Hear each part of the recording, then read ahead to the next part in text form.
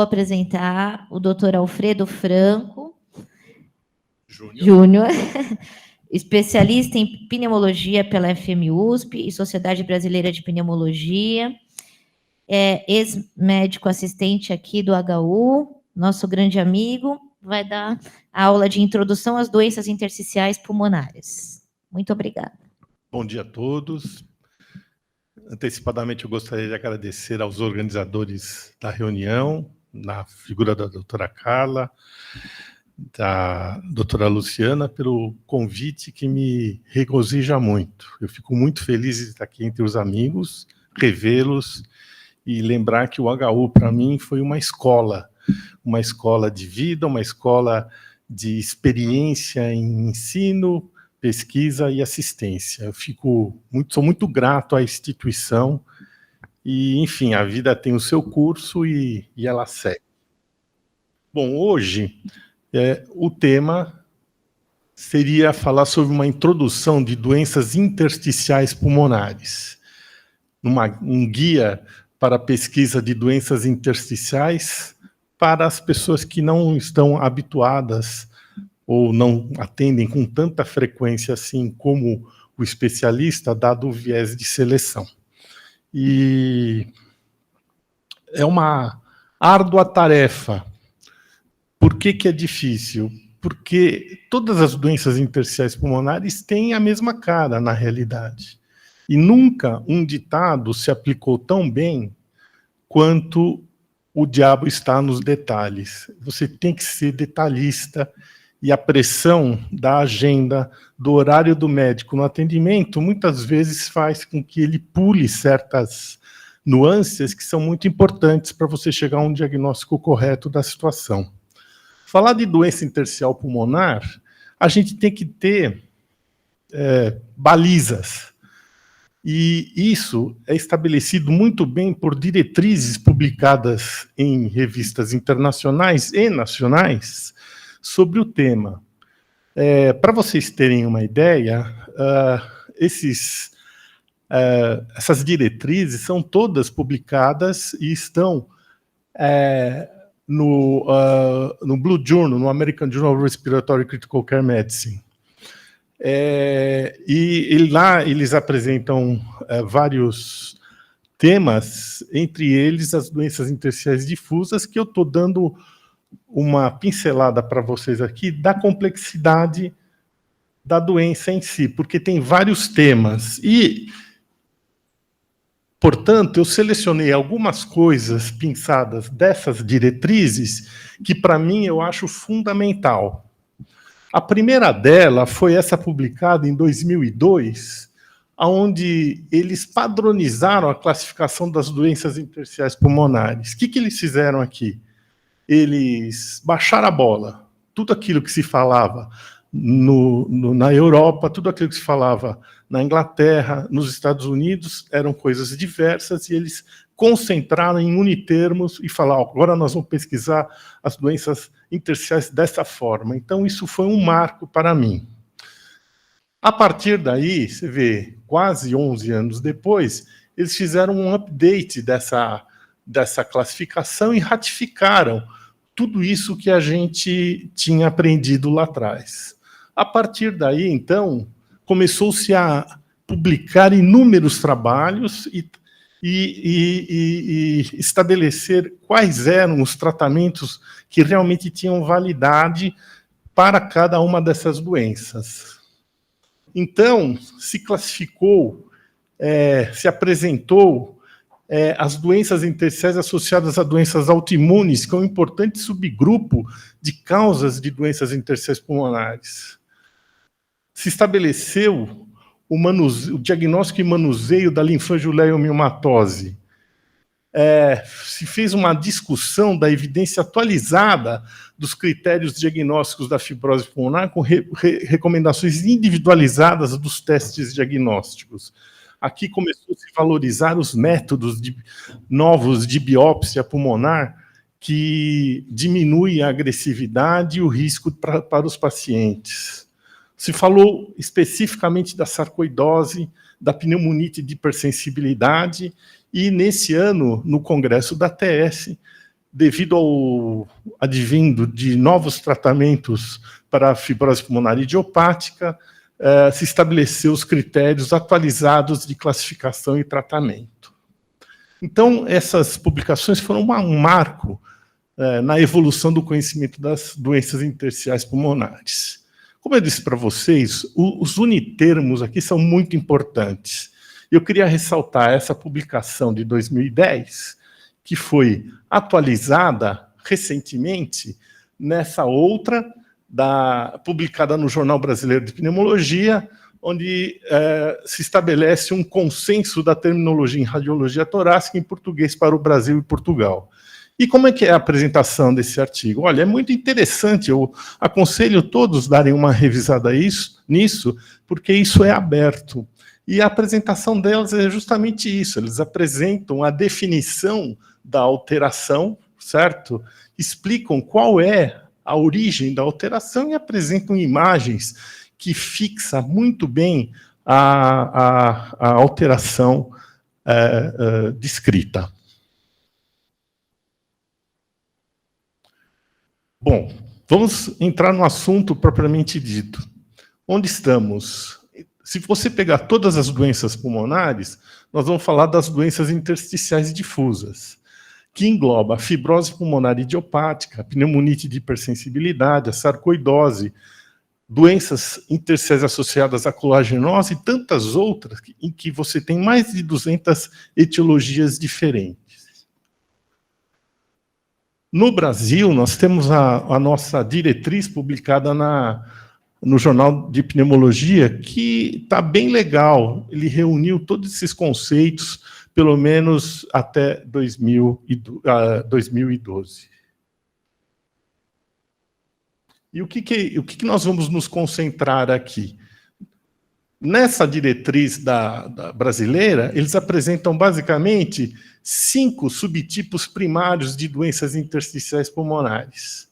E nós vamos nos concentrar, basicamente, nas pneumonias intersticiais ditas idiopáticas, em que inclui a fibrose pulmonar idiopática, a pneumonia intersticial não específica, a pneumonia organizante, a intersticial aguda e a bronquiolocêntrica, sendo que talvez eu não tenha tempo suficiente para falar de todas, mas com certeza iremos falar alguma coisa dessas 4 primeiras aqui.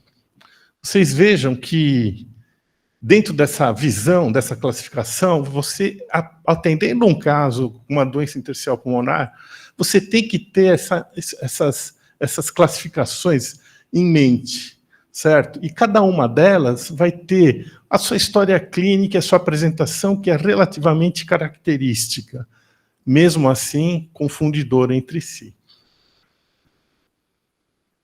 Na diretriz da Associação Torácica Americana, da Sociedade Europeia de Doenças Respiratórias e da ALAT, da América Latina, eles publicaram, né, uma das diretrizes em que eles estabeleceram qual é a sua postura frente a uma doença intersticial.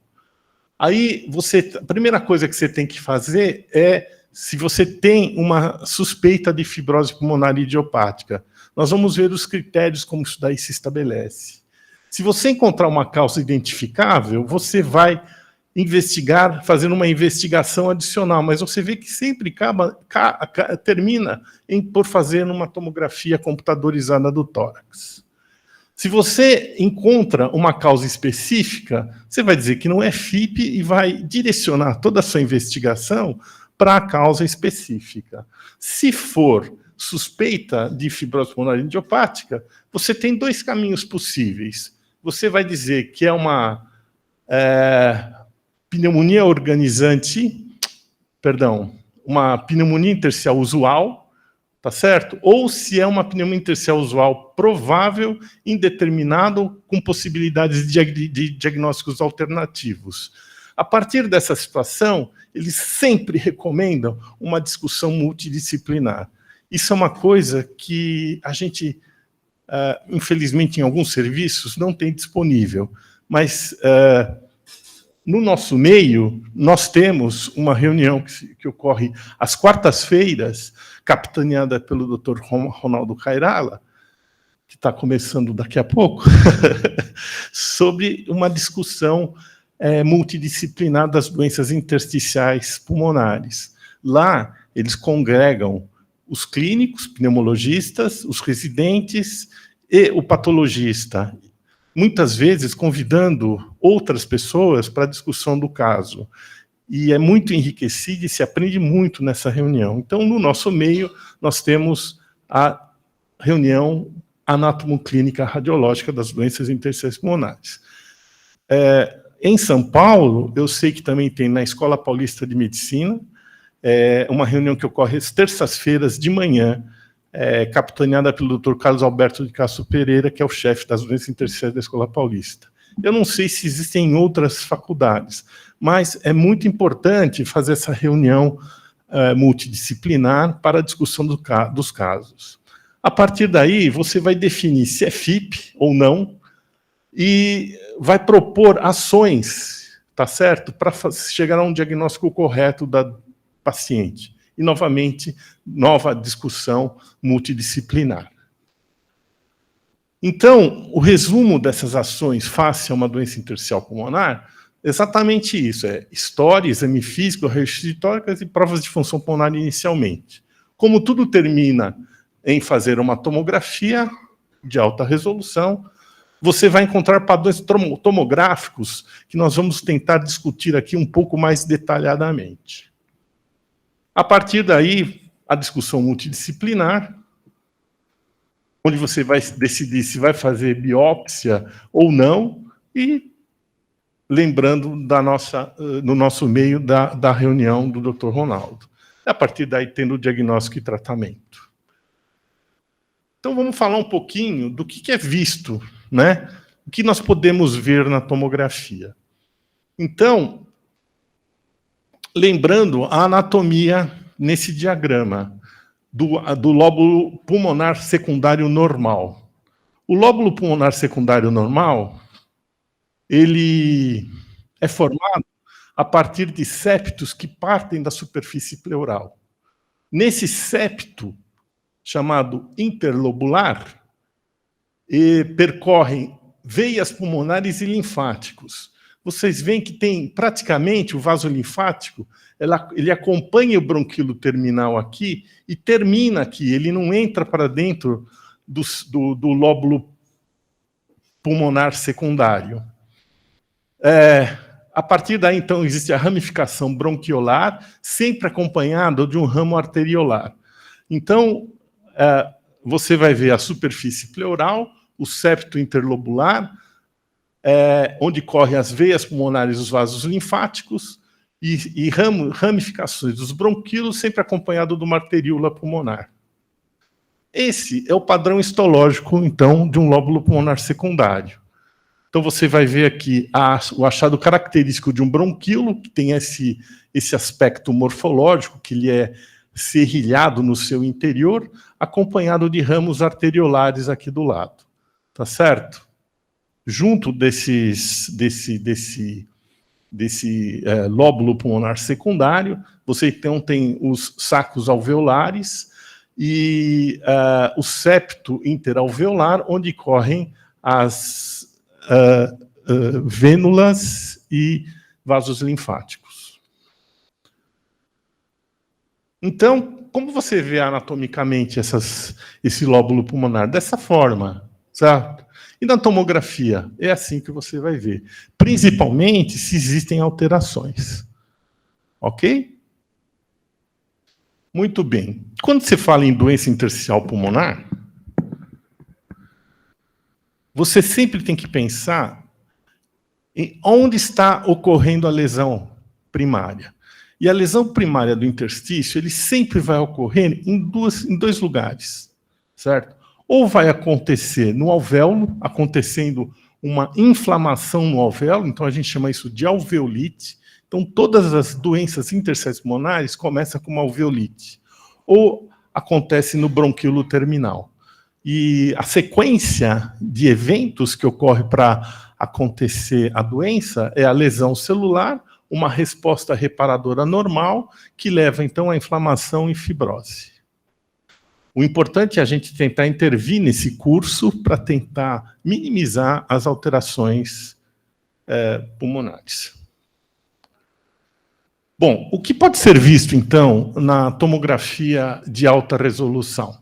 Então, estruturas com menos de 2 milímetros, os septos interlobulares e intralobulares e o feixe broncovascular, especialmente quando alterados.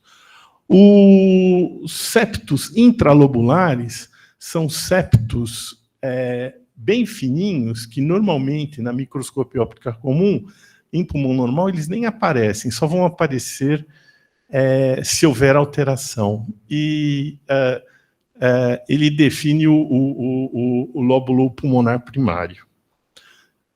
Lembrando que diferenças de densidades entre ossos e vasos é até, muitas vezes, difícil. A gente sabe que osso é branco, lesões calcificadas são brancas, mas o sangue é quase branco também. E os vasos que a gente consegue definir com uma certa clareza, principalmente quando a tomografia é feita com contraste. Eu não gosto muito, numa avaliação inicial, de usar contraste para preservar o paciente. E sempre opto por recomendar o contraste numa segunda avaliação, a despeito que os radiologistas não concordem muito. Bom, na tomografia, então, o que nós vemos na anatomia normal?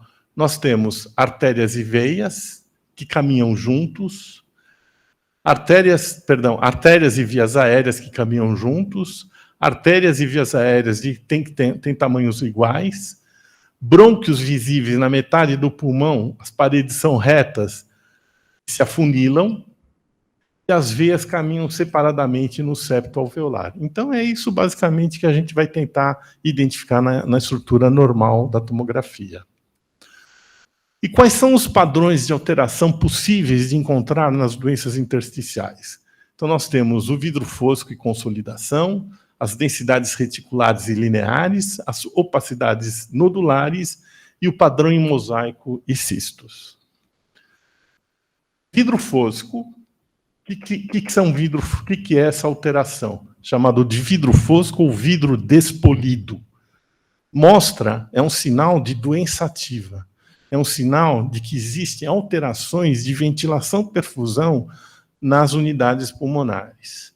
E isso é aparecido na tomografia com essa opacidade, onde essa opacidade ela preserva a visualização dos vasos pulmonares. Quando essa opacidade engloba os vasos pulmonares, é que é uma consolidação. E isso sempre pode ser indicativo de uma doença reversível se intervir de modo adequado. Nós temos as densidades reticulares e lineares. Essas opacidades lineares e reticulares podem ser acompanhados de cistos ou não, em favo de mel ou associado a bronquiloectasias. Então, como que aparece na tomografia? Aparecem, então, sempre indicando um padrão de fibrose, então a presença de alterações reticulares indica a presença de fibrose, ou inflamação do septo interlobular secundário, e dessa forma que nós veremos na tomografia computadorizada. Então, aqui é uma alteração linear, aqui uma alteração reticular, e essa é a apresentação característica na tomografia de lesões em favo de mel. Muito bem. E o padrão reticular difuso está associado a uma multiplicidade de causas, que aqui estão delineadas, né? A pneumonia intersticial usual, a pneumonia intersticial não específica fibrótica, todas as doenças autoimunes, a pneumonite de hipersensibilidade crônica, asbestose, osteocitose de células de Langerhans, reações crônicas a drogas e outras doenças mais raras. Não vou falar esse nome, não, né? Muito bem. Com essa apresentação que eu gostaria de reforçar e dar o padrão de reconhecimento visual de alterações reticulares e indicando inflamação do septo e fibrose. E as opacidades nodulares? Nódulos são caracteristicamente opacidades arredondadas de diferentes tamanhos, únicos ou múltiplos. O espessamento, o exemplo mais típico de doença intersticial nodular é a sarcoidose, certo? Que é um espessamento do feixe broncovascular com nodularidade. Então, o que nós vamos ver aqui? Que é o feixe broncovascular com nodularidade peribroncovascular, caracteristicamente por atividade inflamatória linfática, no caso. Você vai ver confluência de nódulos formando grandes opacidades.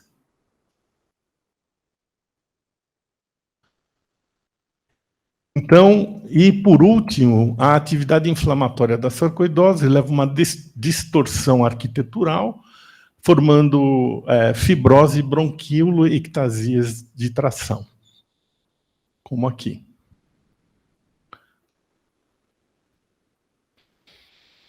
Outro grupo de doenças importantes que levam a alterações nodulares são as pneumonites de hipersensibilidade. Esse grupo de doenças é uma reação de hipersensibilidade a vários antígenos que podem vir tanto na forma inalatória ou por via sanguínea. E, em consequência disso, você leva a uma apresentação tomográfica característica, onde vocês veem aqui um vidro despolido, muito bem caracterizado, amplo em todos os campos pulmonares, formação de micronódulos com um padrão de árvore em brotamento que indica um preenchimento bronquiolar por atividade inflamatória ou secreção.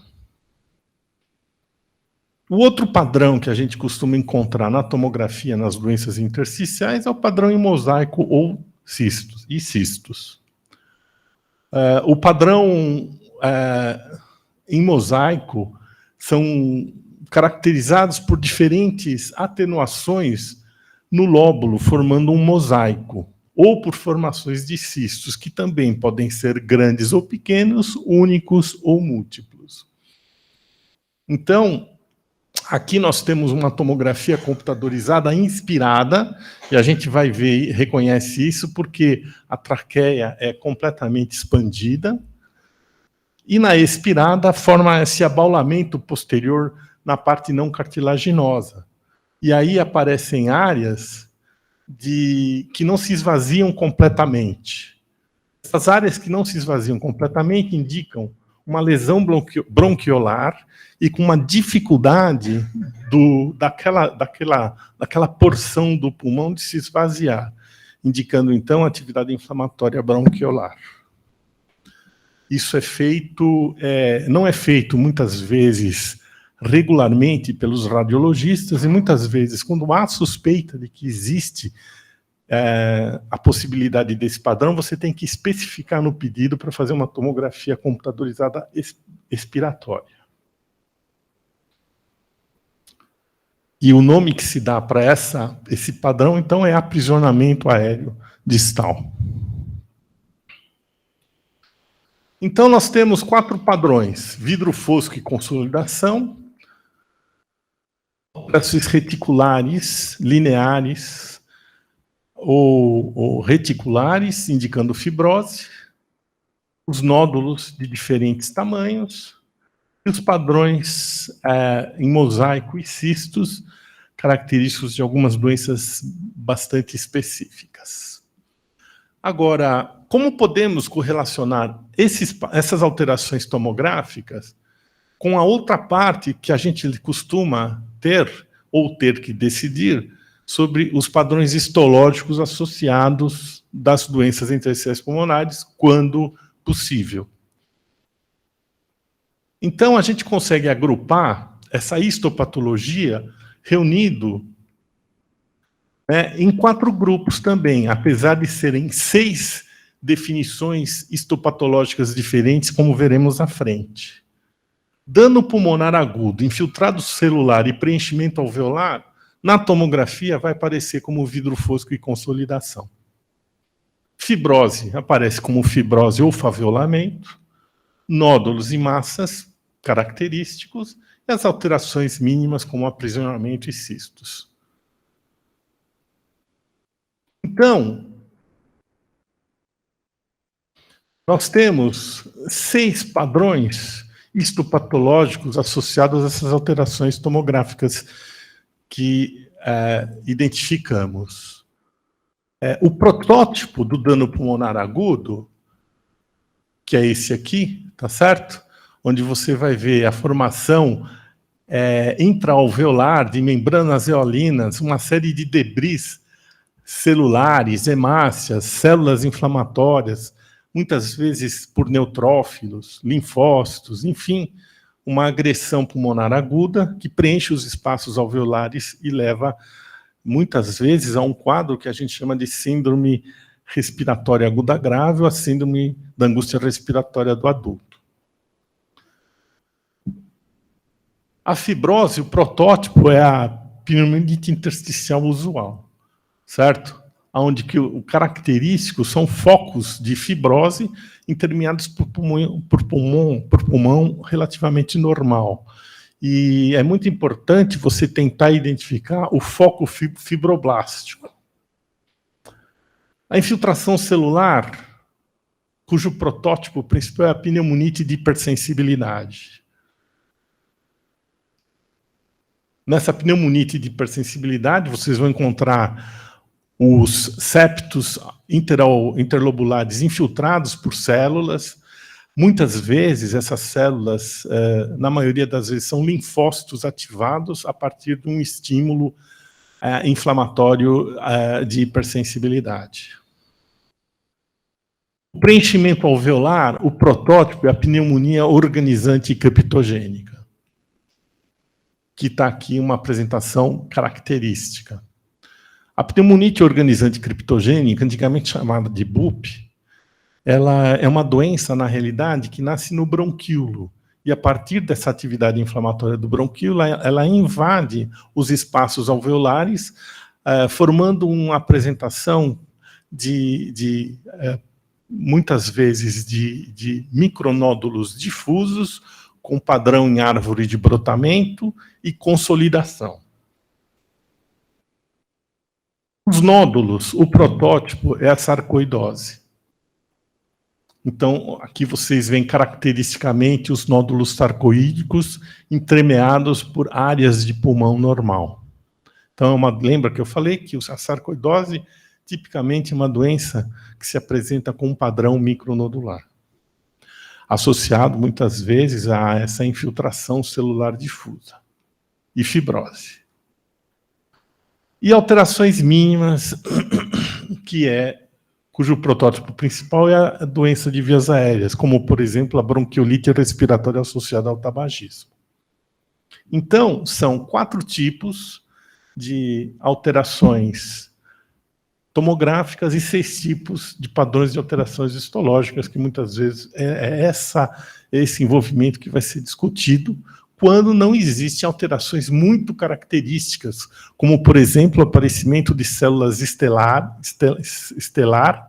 estelares na pneumonite intersticial por células de Langerhans, que é uma célula bem característica histopatologicamente. Então, lembrando, nós temos, então, 4 padrões tomográficos e 6 histopatológicos. Agora, nós vamos falar especificamente sobre fibrose pulmonar idiopática.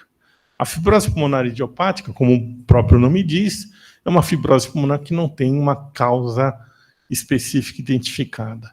Existem várias características hoje relacionadas à genética, existe uma fibrose pulmonar idiopática familiar, e é uma doença que costuma aparecer a partir da 5ª década, predomina no sexo masculino, mas pode aparecer em qualquer fase, em qualquer fase da vida, predominantemente depois dos 50 anos. Na radiografia de tórax, antes disso, a história clínica é aquela história de doenças intersticiais pulmonares, é tosse, que tem um caráter progressivo, e dispneia.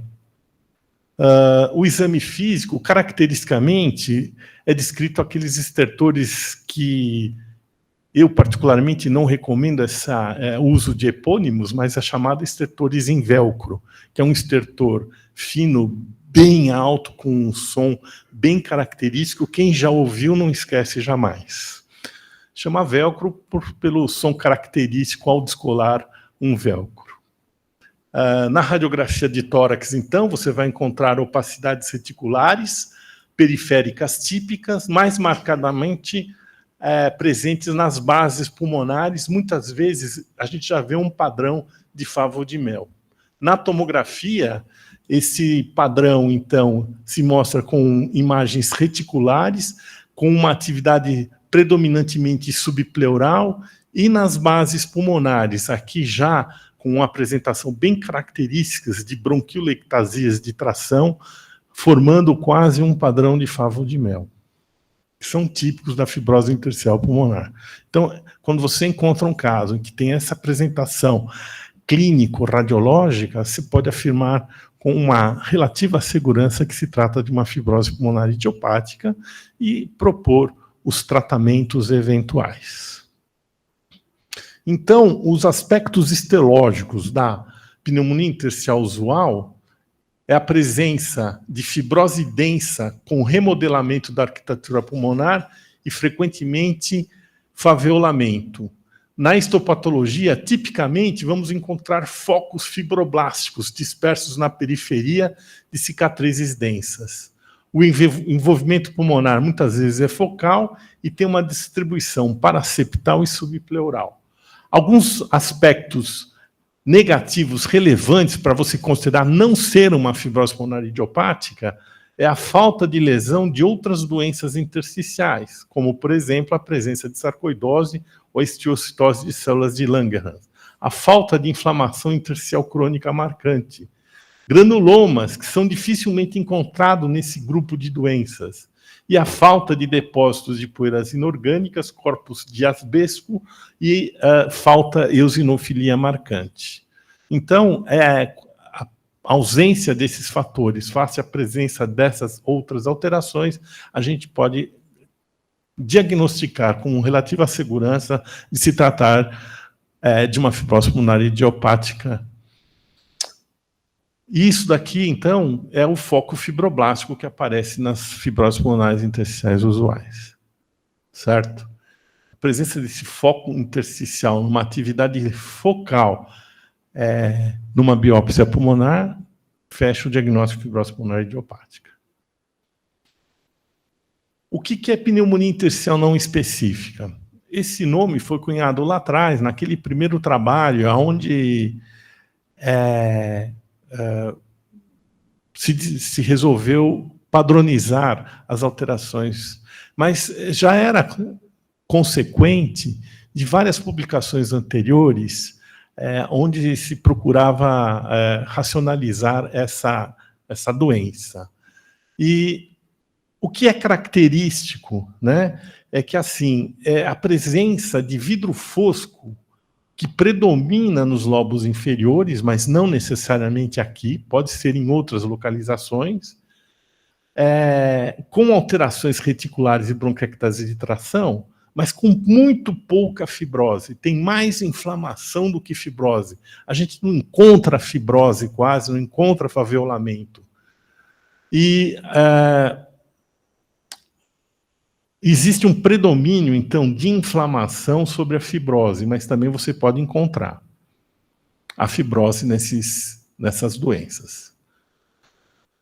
Lembrando que A pneumonia intersticial usual, ela tem um prognóstico relativamente ruim ao longo do tempo, e nós temos aqui uma curva de Kaplan-Meier comparando a pneumonia intersticial usual com a pneumonia intersticial não específica. Você vê que o prognóstico é muito melhor. Só que a pneumonia intersticial não específica, ela na realidade, ela tem 2 subtipos. Ela tem um padrão de subtipo celular, que tem um prognóstico muito melhor do que do padrão fibrótico. Então, um subgrupo de pneumonia intersticial não específica pode evoluir com fibrose e isso alterar o prognóstico. E é importante tentar definir esses subgrupos. A pneumonia intersticial não específica, então, tipicamente o pulmão é envolvido uniformemente, mas as distribuições das lesões são esparsas e muitas vezes pode predominar nos lobos inferiores, o que causa confusão com a pneumonia intersticial usual. As condições clínicas associadas à pneumonia intersticial não usual são, então, colagenoses, a pneumonite de hipersensibilidade, a pneumonite induzida por droga, infecções, imunodeficiências, incluindo HIV, e se você não encontrar face a uma alteração tomográfica, nenhuma dessas alterações, você já começa a chamá-la de idiopática. Certo? Muito bem. E a pneumonia organizante criptogênica? A radiografia de tórax vai mostrar, então, uma consolidação multifocal, né, como vocês podem encontrar aqui. Na tomografia, está ruim aqui, desculpa, mas muitas vezes ela evolui com essa consolidação subpleural focal reparadora com broncogramas aéreos. Qual é o fator confundidor aqui? É uma pneumonia bacteriana comum, tá certo? Da comunidade. E qual é a diferenciação? É que na evolução, o indivíduo vai apresentar muitas vezes uma doença viral como fator desencadeante, com febre, tosse, expectoração, são fatores confundidores. Você começa a tratar de forma adequada com o tratamento a escolha do antibiótico adequado e o paciente não melhora. Tomou 10 dias de antibiótico e ele não melhora. Você vai fazer novos controles radiológicos, continua então a opacidade. Aí você começa a desconfiar que seja uma pneumonia organizante criptogênica. E o tratamento é com corticoterapia, né? Então difere bastante do tratamento da pneumonia da comunidade. A pneumonia intersticial aguda já aparece com um extenso vidro fosco com diferentes áreas de consolidação e coalescência do vidro fosco, tomando grandes extensões da área pulmonar, e isso vocês sabem que está associado muitas vezes a quadros de insuficiência respiratória aguda, que leva o paciente para UTI sendo necessário medidas de suporte ventilatório. Bom, então, em resumo, você tem no diagnóstico clínico, radiológico e patológico a fibrose pulmonar idiopática, que na histologia a gente chama de pneumonia intersticial usual. Tem a pneumonia intersticial não específica, que na histopatologia é bem característico e o patologista reconhece como uma pneumonia intersticial não específica. A pneumonia organizante criptogênica, que o patologista vai falar em pneumonia em organização, a pneumonia intersticial aguda, que é o dano alveolar agudo, a bronquiolite respiratória com pneumonia intersticial, o patologista chama de bronquiolite respiratória, a descamativa, quando existe a infiltração celular por macrófagos, e a linfocitária, quando essa daí é por linfócitos. Bom, eu queria falar um pouquinho sobre uma pincelada sobre tratamento da fibrose pulmonar intersticial.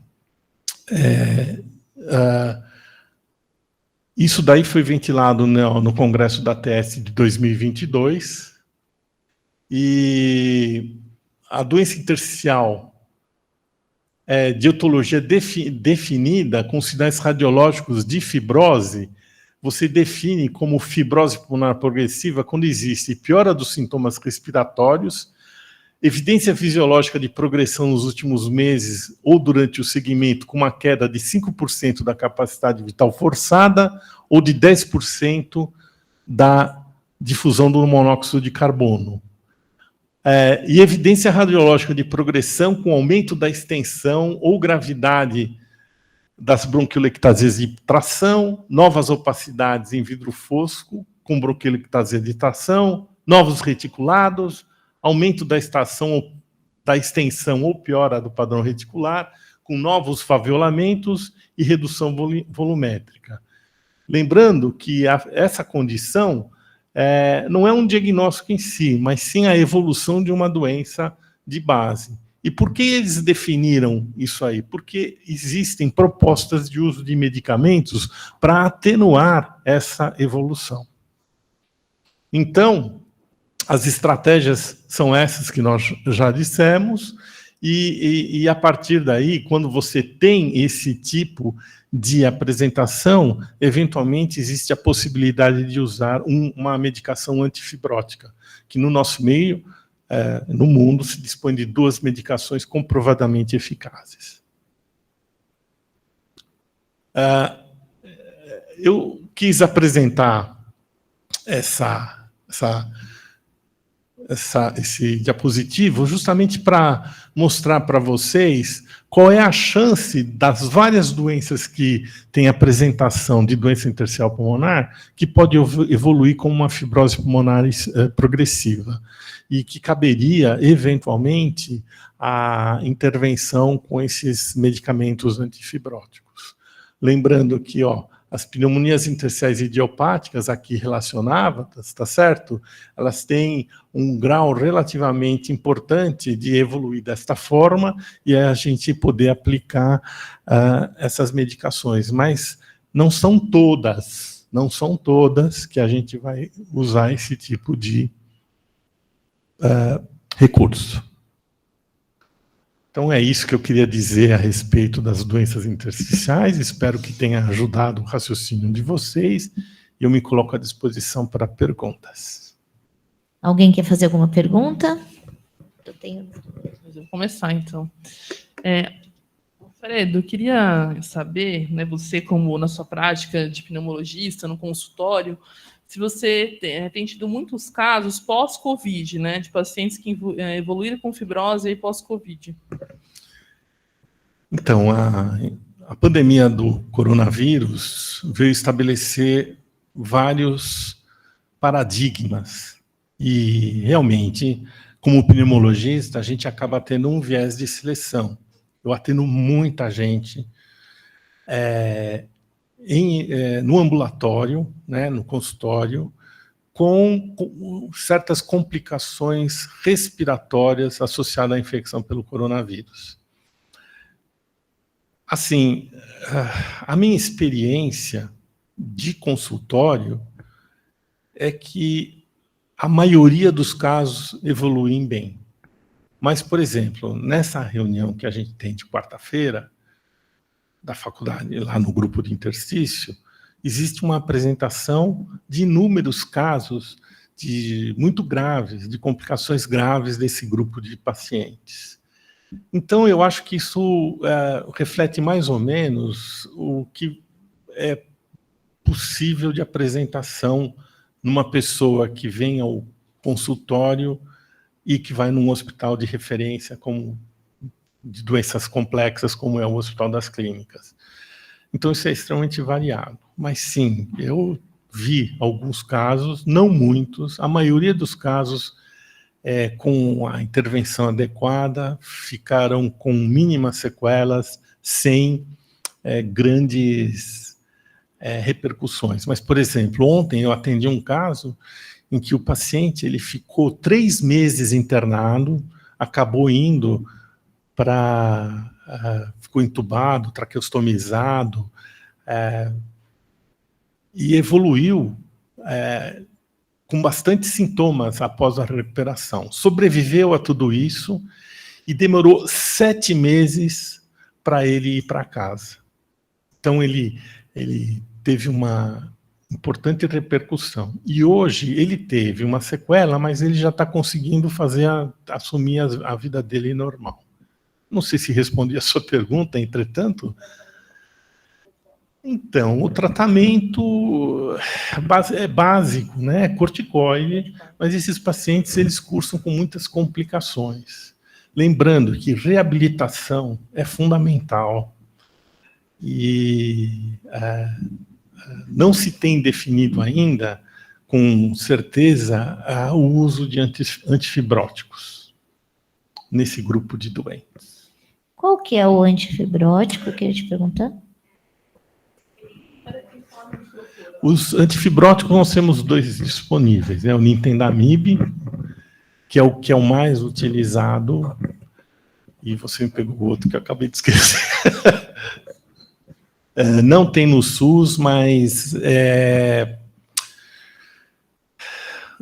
o laboratório que produz, ele libera o tratamento durante, se não me engano, 30 dias, enquanto o paciente entra com os recursos necessários para garantir o seu tratamento, a sua continuidade. Eu já usei, sim, já usei. Se eu já usei o Nintendamib, já usei. E, assim, os pacientes que estão em uso, é tudo de evolução muito lenta, muito crônica. Então, a princípio, a impressão que eu tenho é que eles retardam a evolução da doença, como diz a literatura. É tão difícil esse assunto que ninguém tem pergunta, né? Como eu disse, é um tema árduo, mas se a gente seguir alguns critérios, a gente consegue chegar pelo menos a um consenso de saber aonde que nós estamos pisando. Então, eu quero agradecer a todos, muito obrigado. Muito obrigada.